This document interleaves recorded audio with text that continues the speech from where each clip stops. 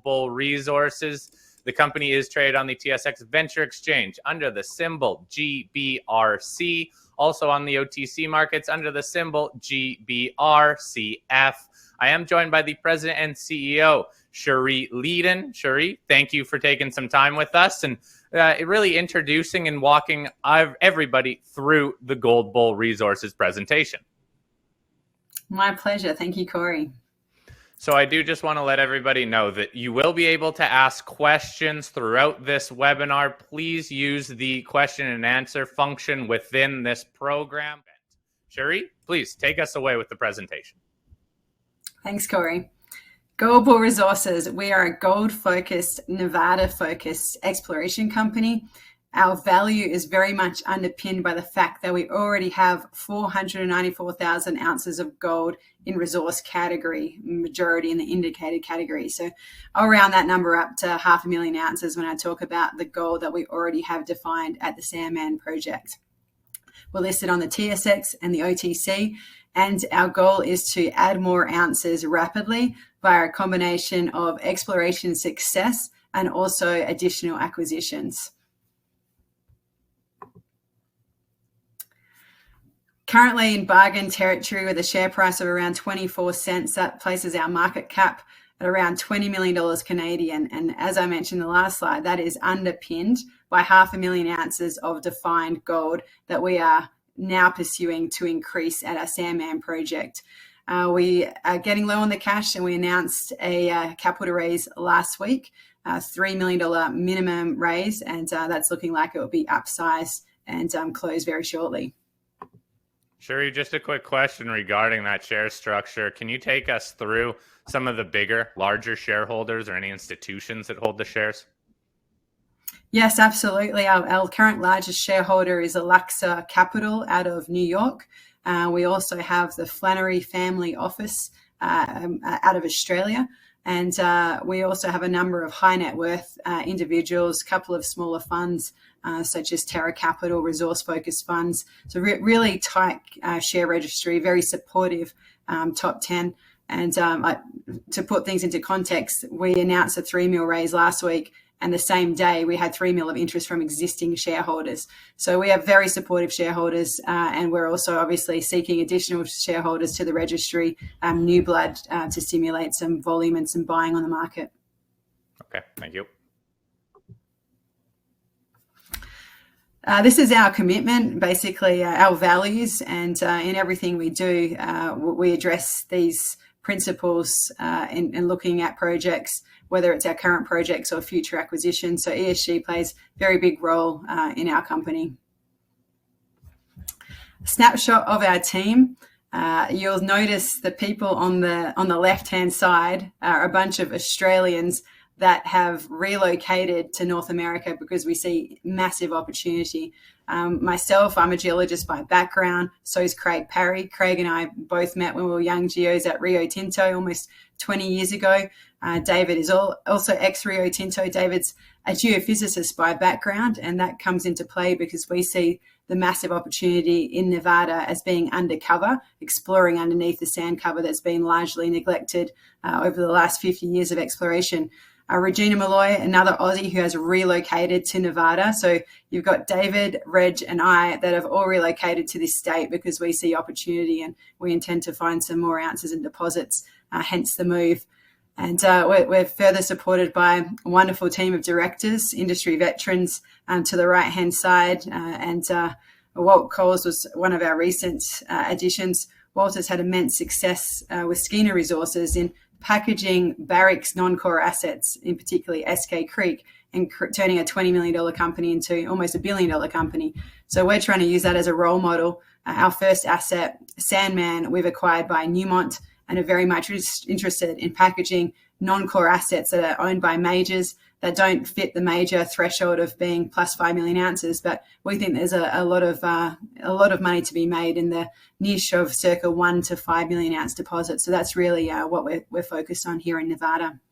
Cherie, can you also take us through a couple of those other names in there? Because I know a lot of people will know some of those, like Michael Connor and Keith Peck, but some other successes that are involved with this executive team and the directors and advisors, please. Craig Parry in particular, he's just had a series of successes recently. He's very much involved, and he's also chairman of Skeena, Vizsla Resources. Craig and Mike are really championing that silver discovery in Mexico, which again is gone from being a 20 mil company to a $500 million company in a matter of years. Craig's also had a number of successes in the uranium space with NextGen and ISO.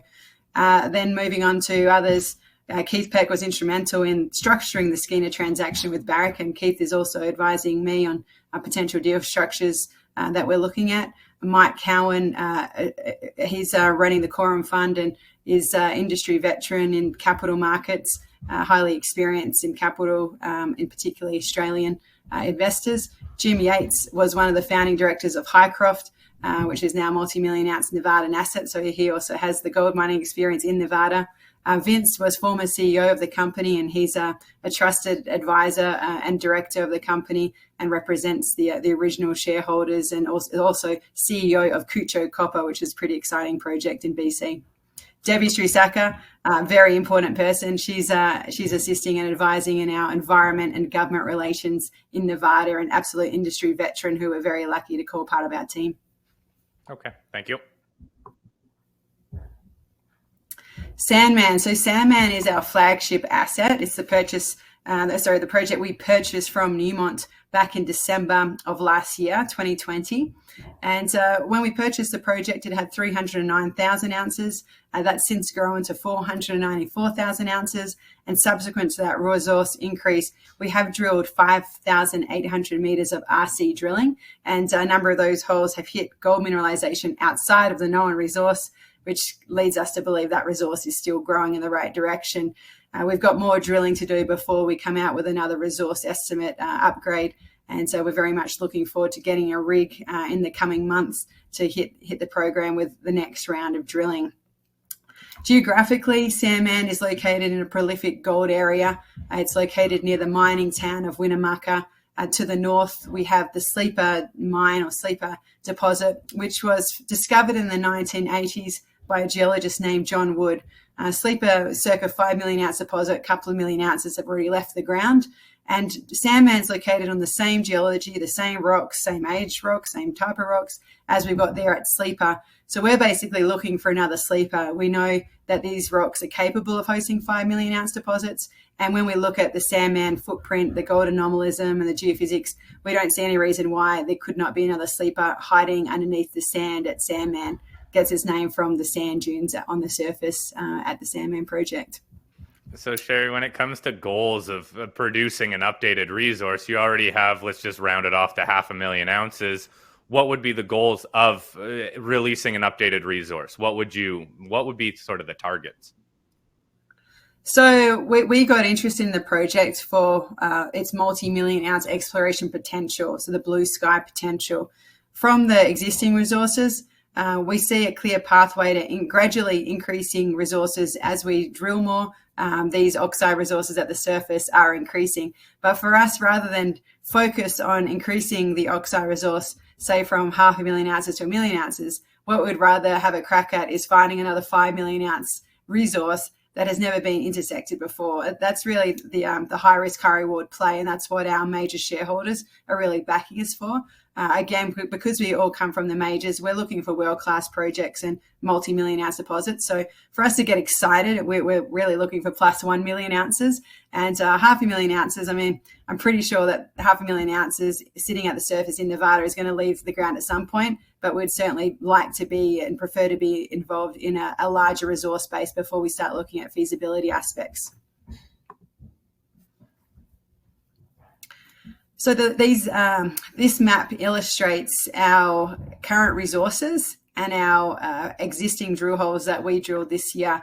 The little red polygons labelled North Hill, Silica Ridge, Southeast Pediment and Able Knoll, they comprise our circa 500,000 ounces. So each of those little red polygons is about 100 to 150,000 ounces of gold, predominantly at the surface and predominantly oxide. And the yellow holes indicate the holes that we've already drilled this year, those 5,800 meters. Those orange dots are the holes that we still have to drill. And we're planning on drilling those as soon as we get our rig back, which I think will be sometime around Christmas time. Importantly, the majority of the historical drill holes have been shallow. In fact, when we acquired the project, we had less than 1.7% of drill holes done to date, that went deeper than 250 meters. And this is really critical because the main target zone for a multi-million ounce project is deeper than 250 meters. So they've done a great job of testing the outcropping surface mineralization.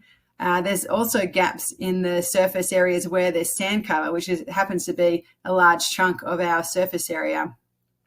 Another selling point for us when we purchased this asset from Newmont was the fact that it already had what's called a plan of operation.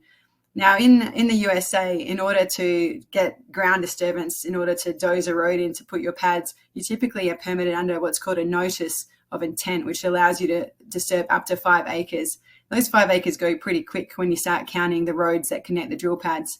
Newmont has gone to the trouble and the extensive environmental baseline surveys, including cultural surveys, biology surveys, bird surveys, water monitoring surveys. They've done all that comprehensive work to a fantastic level.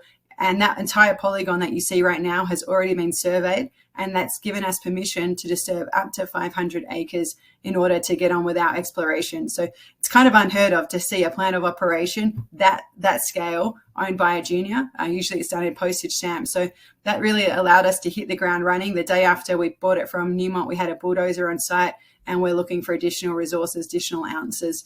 That's a key question you should ask any project that's in the USA. Does it have a plan of operation? Because they're getting harder to get, and it's a very important permit. So is it typical for a large major like Newmont to go through what seems to be kind of an early stage exploration play with that plan of operation so early on? It was a little unusual, and I think one reason may be because the Newmont entered into a earn-in deal with Frontier where they had to spend, it was something like $20 million US over a couple of years. So they had this money burning hole in the pocket that they had to expend in order to meet their earn-in obligation. And what better way than on environment, basically permits and ESG. So it's an unusual a level of permitting for a relatively small resource by a major, but we're certainly very grateful for it because it's going to enable us to explore this project effortlessly. There's not going to be any delays on permitting. And we also know that we're in an environmentally benign area, so we don't have to worry about, when sometimes you find a deposit and then you work out you've got an endangered species. That's been done. So it's a really nice place to be in, and we're very grateful to have that comprehensive plan of operation that's been done at such a high level of detail. Perfect. Thanks. There's a couple questions that have come in noting that it seems like a lot of the focus of the drill program now and upcoming is to the north, around North Hill and Silica Ridge. I'm sure we'll get to that, but a few people are wondering why that is such the focus for these programs. That's a great observation. And the main reason for that is that's because we've already completed our ground geophysics up at that area between North Hill and Silica Ridge. Our team's calling it Midway. And that's enabled us to be able to plan additional drill holes targeting continued mineralization between Silica Ridge and North Hill. Right now on the ground, we have ground geophysical crews that are working around between Southeast Pediment and Able Knoll, that gap where you don't see many drill holes. And that's because we were waiting on that geophysical data before we plan our drill holes. We see a lot of value in doing on the ground work such as geochemical sampling and geophysics because it ultimately results in us saving a lot of money on drilling. It's a lot more expensive for us to do drill holes everywhere versus to really narrow down and refine our drill holes. So that's a factor of the northern area having already received that geophysical data, CSAMT and 3DIP and currently ongoing in that Southeast Pediment Able Knoll area, which no doubt will produce additional drill holes as well. Okay. When do you expect to have that groundwork done? So I think the boys are going to be wrapping up in the next couple of weeks, and then they'll probably take a couple of weeks to get us the data and we'll process it. So probably Q1 by the time we're actually targeting drill holes with that. And then that's probably going to work out quite nicely because we should have the drill rig on the ground at Q1. So we can always add a couple of drill holes if some pretty obvious and compelling targets come out of that. Okay, perfect. Thanks, Cherie. So recently we engaged the geologist who discovered Sleeper, John Wood. John's now largely retired and he's acting in an advisory role to our company. And John had a look at our data. I wanted him to come in and basically critique what we're doing. Would he do it differently? If so, where would he be putting the drill holes? He's been a wonderful mentor to our company, and John's found more ounces than most, probably any other geologist that I know of. So he's got an immense respect in the industry. And he looked at our data, and in short, he said, well, look, you've got gold mineralization at the surface spanning between North Hill and Able Knoll. It's about 20 kilometres of outcropping gold mineralization, and you don't currently have any feeder or any targeting into that feeder. Basically, the previous explorers have missed the main target, and instead they've been somewhat distracted by the surface mineralization. So John and our team have come up with this model, and this exploration model basically summarizes where our funds are going over the next 6 months. So in short, the previous exploration and the previous drilling done by other companies has focused on what we've labeled previous target zone. It's where we've got these relatively small gold deposits. You can see those pinkish yellow blobs represent our current resources of 100 to 150,000 ounces each, which amount to our current 500,000 ounces. But shockingly, they haven't looked for where all that gold is coming from. So that's why we've labelled the new target zone. And that's very much what we're going to be focused on. And that's where our drill holes have been planned, because the gold travels up faults. And the first place the gold will accumulate is the first pressure release zone. And John and our team believe that first pressure release zone is going to be at the geological contact between younger volcanic rocks on top, which are depicted in green, and then older basement rocks that are depicted in the tan colour. So it's just shocking to me that we've got a number of gold deposits sitting at the surface and we don't have any holes to test that intersection, because that's where Sleeper was found. It's where a number of multi-million ounce Nevadan gold deposits have been found on that same geological contact. And the wonderful news for us is we've got enough data to know that contact is only between 200 and 400 metres below the surface. So it means we can test that cheaply using an RC drill rig. And in fact, our drill holes in many instances will be twofold, because they'll also penetrate the previous target zone, and we're going to be aiming to increase our known little oxide resources as we also test the deeper multi-million ounce target. A lot of work's gone into this. We've compiled all the previous drilling into one database.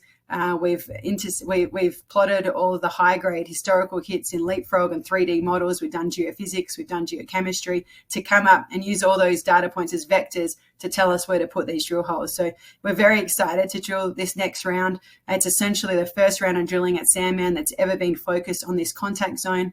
And we should have an answer by Q1 whether we've got another sleeper side deposit sitting underneath one of our known resources. And John's got on the record and that quote to the right. What type of results would you be looking for then? What would indicate that you're on to a sleeper style deposit? If we get a high grade gold hit, 100, 200 meters below our existing oxide resources, then we're going to be pretty ecstatic. Okay. Yeah.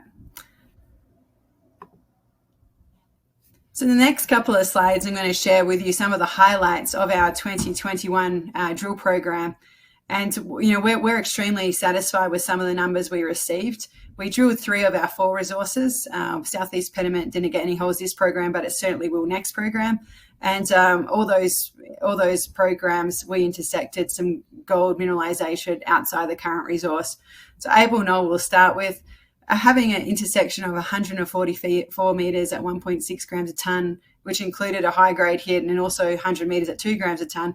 That, to me, is a pretty interesting number, in particular given that it's all oxidised and the recovery is looking very, very nice. Sticking with Able Knoll, we drilled a couple of holes outside the known resource, and one of the highlights was 90 metres at 0.6 grams a tonne gold from only 76 metres below the surface. So that's that hole to the left on this that you can see. What I see when I look at this is very little overburden. So that tertiary basalt and green, there's not much waste rock that's sitting above the red mineralised rock. So you can start thinking about potential economics in your head, although we can't talk about economics now. I'm seeing low strip ratio there when I look at those sections. When you're looking at 0.6 grams a tonne, my first question before I said to the team, go ahead and drill more holes to increase our resource is, at those grades, we need to know, first, there's low strip ratio, so we've ticked that box. and second, that it's good recovery, because it's not high grade, it was low grade, and we need to know that it's oxidized and we can recover this gold before we spend $1 million drilling out a resource that you can't mine. So we've done some bottle roll test work, and that test work was sensational. 88% recovery on average at Knoll for the oxidized gold. The oxidized gold extended to 200 meters, which is also a very deep weathering profile, also very favorable to the future economics that we'll go into at some point, hopefully next year. And even the sulfide had good recoveries, and the oxide up to 97% recovery. So that gives us a lot of hope that we can get that 88% even higher. But I mean, 88% is all I need to see to say to the team, go get us more ounces, drill this thing out, because it doesn't take too many holes at such a broad intersection to add some more ounces. And as I mentioned before, this 90-meter intersection at 0.6 is not included in the current resource. So it's fair to say and fair to assume that it's growing in the right direction. The other three projects had already had quite comprehensive metallurgical test work previously. Much of that was done courtesy of Newmont. Some of it was even processed at the nearby mine facility using bulk samples, bulk tonnage, like when you're taking tons of rock rather than sending a bag from a drill core. So we're pretty happy with the metallurgy that's been done at all four deposits now. Knoll was the only one that didn't have met work on it previously. What were some of the results from the other deposits then? They're all essentially averaging in the mid-80s to early 90s recovery in the oxide zone. So that's sensational recoveries and very similar. Like Southeast Pediment yielded 92.5% with gravity concentration or 85.8% without it. So that compares to our 88% at Knoll. So I'm not too worried about the metallurgical characteristics of our deposits. So is it pretty simple or pretty similar metallurgy across the whole project then at these different at the different deposits? Yeah, it's certainly looking like that with grades, metallurgical recoveries at all four deposits hovering around between 85 to 90%. It's also quite similar geologically. To date, most of the mineralization has been hosted in the volcanic stratigraphy.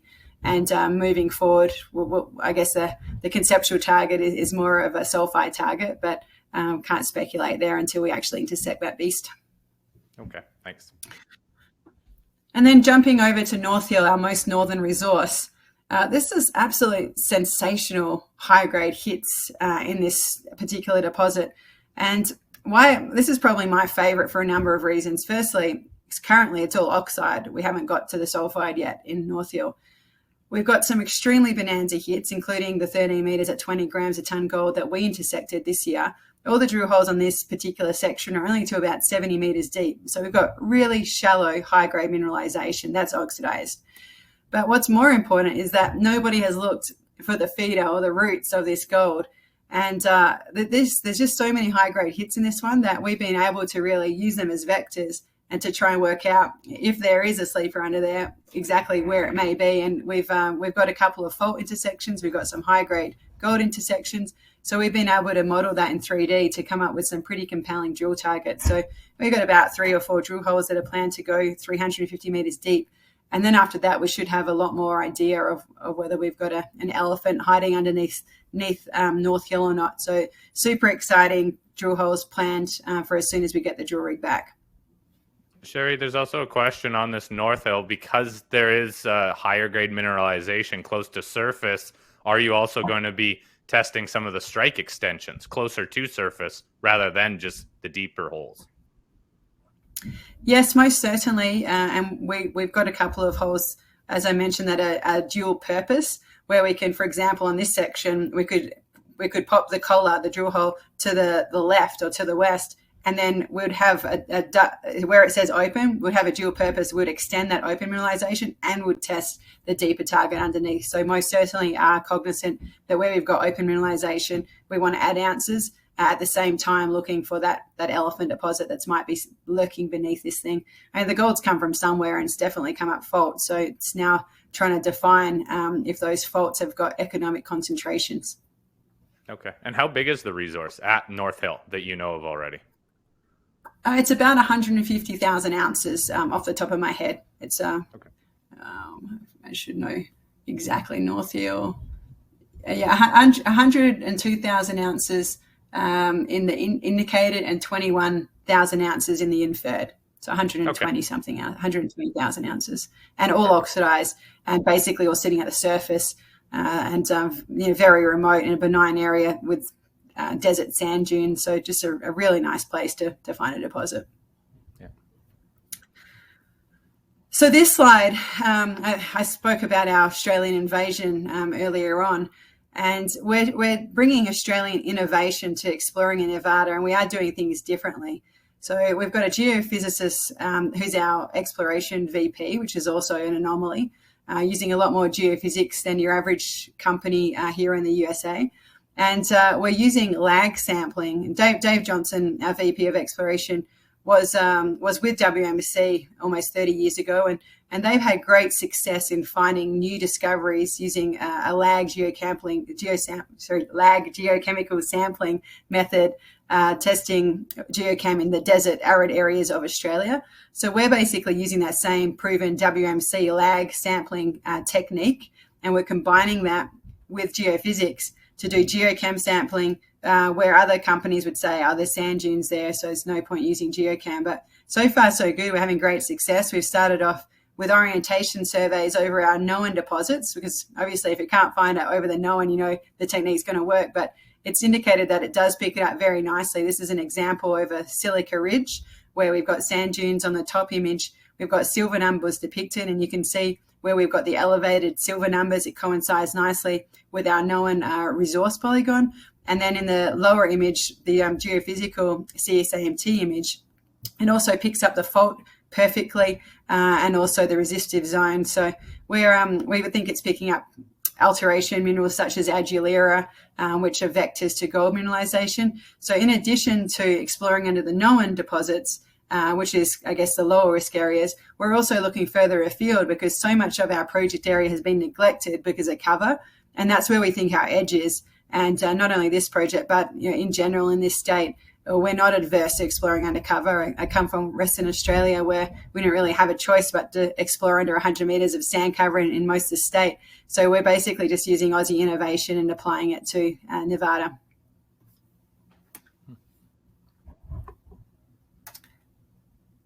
This is a summary of our current resource estimate. It's as I mentioned, it grew 60% this year, and we're hoping it will continue to grow. And this does not incorporate the holes outside the resource that I shared in the last few slides. It's also likely that a little bit of that fresh will actually be converted to oxidized, because our resource geologist at the time didn't have data for some of the holes, so he went with a conservative approach of just saying it's fresh until we have data to support otherwise. But that metallurgical work at Knoll has indeed proven that that breccia is indeed oxidized down to 201 meters. So Cherie, in terms of those grades within that resource, I know some people will look at them and say, it's kind of lower grade. But for Nevada, it's really on par with a lot of other deposits. Can you give us some comparisons in terms of what other deposits or even other mines in the area, what their grade is averaging? Yeah, sure. So I'm very happy with these grades. We're averaging 0.7 grams a ton for that 500,000 ounce resource. And with our recoveries and with low strip ratio, I think that's going to stack up quite nicely. SSR Marigold mine is currently mining 0.3 grams a ton, and they're doing that very well and very profitably. So I think that's really about where we're at. At the current gold price around $1,800, anything down to about 0.3 grams a ton with the right recovery and the right strip ratio starts to make sense. So I think these numbers look good. And as I mentioned, we've got two targets at Sandman. We've got we'll call it this low grade, although 0.7 isn't that low grade when you're looking at 0.3, but the low grade oxidized at the surface is certainly one target, and the other target is going to be the bonanza high grade hits. And it's also possible that we could look at upgrading this via chasing some of those high grade zones, for example, that I mentioned in North Hill. But for us, this kind of grade as an oxide target, we're pretty happy with it, and we look forward to wrapping a feasibility study around some of these numbers. But before we do that, we certainly want to add some ounces. When we've got open resources, we're not jumping to a feasibility study because that's all predicated around the resource number, and all the assumptions would change for proposed infrastructure and processing facilities if and when we add those ounces. Okay, thank you. So most of our proposed budget will be spent at drilling Sandman, drilling that new target zone at Sandman. And we also have another drill-ready project that's an exciting greenfields play called Big Boards, located south of Elko, also in Nevada. And we recently picked up a project pipeline asset called Lookout that we're still doing early stage work to work out whether it's even going to warrant a dual target or whether we'll drop it before it gets there. So Big Boars is one of the projects that we've done the work. We've done the geochem sampling, we've done the geological mapping, we've done ground magnetics, we've interpreted gravity, geophysical data, and we've engaged industry experts to basically tell us yes or no, do you agree with our target? And unanimously, they all like this target and it's going to be drilled. The project is located immediately along strike and adjacent to Bald Mountain Mine, which is a 5 million ounce gold resource that's operated by Kinross. And you can see the surface disturbance in Bald Mountain Mine. It's really trending along that biter trend. So the biter trend is a known gold-bearing trend, significant trend that hosts a lot of gold in the state of Nevada. And so is the Korelin trend. They're two prolific, really endowed, gold-endowed geological trends and corridors. And we've got the junction of those two trends. So it's always nice to have a structural junction, in particularly when it's two world-renowned gold trends. And shockingly, in our circle, that Big Boars target area, we've got 0 historical drill holes. So this is a real new play. Our team generated the target, and we're very much looking forward to putting some holes in this. We've got generated geophysical anomalies, both gravity and magnetics, to come up with our targets. Our targets in geophysics looks very similar to Bald Mountain, but there's only one way to work out whether it's gold bearing, and that's to drill it. We have permitted a drill program, and we're ready to drill this as soon as we get our rig back. We'll probably drill Sandman first, and then after Sandman, go put a few holes in this project. It's likely to be a winner or a loser. We can see in the geophysics that we've got about 70 meters of cover on top, and then we'll be into the target that's been defined by 3D modeling, 3D inversions of our magnetics data.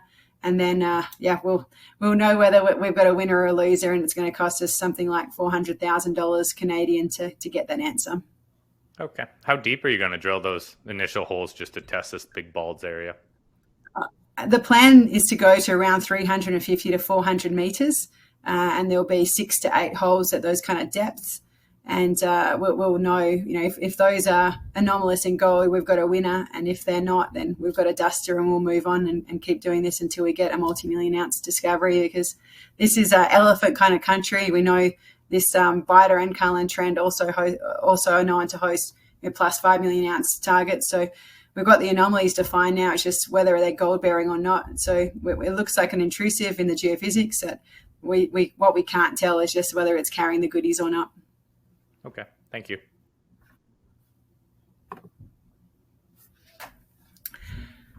So we do have a very determined strategy for growth via adding ounces, both via additional exploration at Big Boards and Sandman, and also I'm spending a lot of time looking at potential acquisitions, investigating friendly mergers, just ways where we can add to our resource inventory. In general, I say if I can acquire the ounces cheaper than we can explore for them, it's a good deal, and it de-risks our shareholders. So we have a dual focus there, and we're very much interested in adding ounces in both directions. We've got early stage projects that have large scale potential, and we're really looking for elephants in Nevada. That's what has drawn us to this wonderful state. And we've got a supportive government, supportive state government, supportive senators, and a very clear permitting process. So we really like this place as a state to do business. Infrastructure is also something that we look at. We want to be on infrastructure corridors, and I think all of our projects tick those boxes. So news flow wise, we're expecting to start drilling in late December or early January, and we'll be announcing our drill results every 3 or so weeks, because we will send our samples to the lab in batches. So as soon as we get those batches back, we'll be updating the market with our very exciting next round of results. Okay. Cherie, there's a couple questions that have come in, more broad questions here. So let's discuss some of these. One, leading on the fact that you just mentioned there of looking to maybe acquire some ounces. Somebody noted that, look, the market cap of the company is a bit depressed right now with the share price that has slid. That you would assume makes it more difficult to acquire ounces or acquire other projects. Can you give us any more insights on how the company might go about acquiring or adding to the ounces? Yeah, that's a correct statement. Our market cap is basically our biggest disability with respect to acquiring additional ounces. And it's one of the reasons why I've started investigating friendly mergers as well. If 1 + 1 could equal 3, it makes a lot of sense. And if there's synergies beyond just the ounces with the people and the projects as well. So we are continuing to look for acquisitions, and we do have a marketing, PR, and IR strategy that we hope will get more attention to our stock. Gold has had a great little rally this week, so I don't think it's going to take much for the gold space to have another rally and for our market cap to grow in the right direction. Until that does, there's also a number of other deal structures we can look at, such as earn-in joint ventures, and we're pretty creative with our with the deals that we're looking at. And we have veterans such as Keith Peck that's advising us on creative structures that are beneficial to our shareholders. And I'm a shareholder. I participate in every capital raise, as does Craig Parry and most of our board. So we're all aligned with our shareholders, and we're cognizant of dilution, and we're looking to ways to minimize that and to maximize value for our shareholders. Yeah, it really comes down to team when you're looking at acquiring other projects or even entering joint ventures. To that point about the share price that has been under some pressure, somebody noted that rumor has it that it is the party who vended in that Big Balds project to the company that has been selling shares. Do you have any insights on this? Is there any way to know if they're done with their sale? What can you tell us about the shares that have come available for sale in the market? Yeah, it's certainly not that vending party. I know that vending party. In fact, they're participating in the current capital raise. So that they're pretty sticky, and they're very known to our group, including a couple of our directors and advisors. So I think I'm guessing that the loose stock has come from the fact that we did take over a shell. And we had a number of investors that had invested for copper in Bulgaria, when I took over the company, and that's not exactly gold in Nevada. So I've actually just recently monetized that asset that we inherited in Bulgaria. We'll end up with $1 million worth of shares in a company that's going to have another crack at that project, but it wasn't a fit for us. It was too bureaucratic to get that permitted. But I'm guessing that's probably where the stocks come from. People that are looking for copper exposure ended up in a gold stock, and I do think you'll see our volume is pretty low right now. I think those who wanted to get out have got out, and now we've got a pretty sticky core shareholder base. Okay. Final question then here, Cherie. Deals with how investors view this company, because you do have that 500,000 ounce resource. You are drilling underneath the resources, looking for those feeder zones, the higher grade components. So that really speaks to near-term adding of ounces. But it also sounds like you're out looking for new deposits, new large deposits. What is the balance here? What do you want investors to really focus on as these drill programs ramp up? We're spending the majority of our cash, something like 90%, on adding ounces to our existing projects, and particularly Sandman. So exploration growth is where our dollars are being spent. The acquisitions and the potential mergers is being done on the side. It's not costing us any money. It's opportunistic. Now, for example, Sandman, USD $4 million. Like, if I can find another 500,000 ounces for $4 million, that's cheaper than I can probably drill it out. So it's those kind of deals where it's opportunistic. But I'd say our team are a team of mine finders who have found and developed mines.